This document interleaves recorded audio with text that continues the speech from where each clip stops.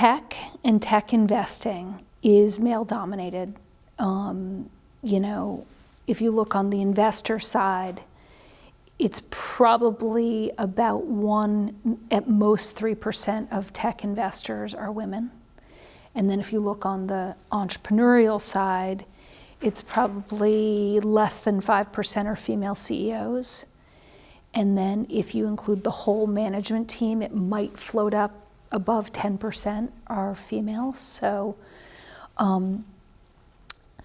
I think, though, the good news on the founding side is that there are a lot of women who are starting ventures, and there's certainly somewhat of a spotlight being pointed out of like, hey, it's harder for women to get funded, it's harder for them to get funded a second time. And, you know, I don't know anybody who accepts that as the way it should be in the world. So, you know, I think a bunch of us, men and women alike, look at that problem and are trying to fix it in all of our small ways. So I'm hopeful it will get fixed. I think actually the more entrenched side is the investor side.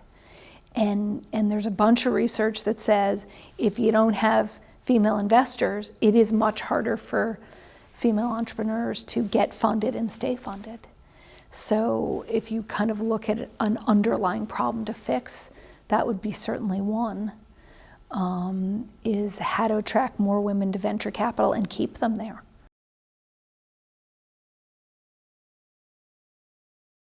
A lot of female entrepreneurs say to me, I go and pitch my ideas to a room full of men, and they go home and ask their wives if this is something they would buy. So if you have to take 2 steps to get an answer, then you might get bad data. So just theoretically, to me, there are going to be ideas that do have a gender lens to them that a guy won't understand in the same way that a woman would. And therefore those ideas will probably get underfunded. And you know, you're actually seeing a bunch of funds pop up and angels pop up that only look at ideas that focus on females as the target customer.